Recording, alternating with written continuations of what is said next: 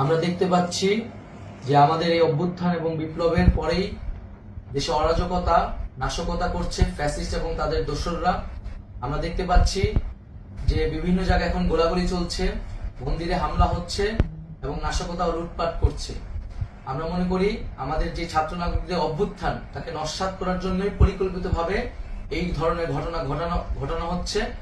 আমরা মুক্তিকামী ছাত্র জনতাকে সজাগ এবং সতর্ক থাকতে আহ্বান জানাচ্ছি এবং আমাদের যে অন্তর্বর্তীকালীন সরকার, আমরা সেই সরকারের যে প্রস্তাবনা 24 ঘন্টার সময় নিয়েছিলাম, জরুরি পরিস্থিতি মোতাবেক আমরা এখনই তার একটি রূপরেখা ঘোষণা করছি।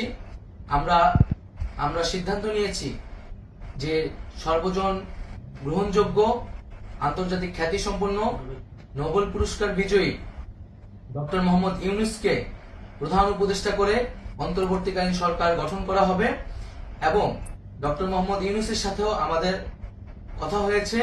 তিনি ছাত্র জনতার আহ্বানে বাংলাদেশকে রক্ষা করতে এই গুরু দায়িত্ব নিতে সম্মত হয়েছে।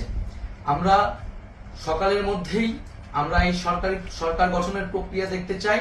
রাষ্ট্রপতির কাছে আহ্বান থাকবে যে দ্রুত সময়ের মধ্যে ডক্টর মোহাম্মদ ইউনূসকে প্রধান উপদেষ্টা করে অন্তর্বর্তীকালীন সরকার গঠন করা হোক এবং এই অন্তর্বর্তীকালীন সরকারের বাকি সদস্যদের নাম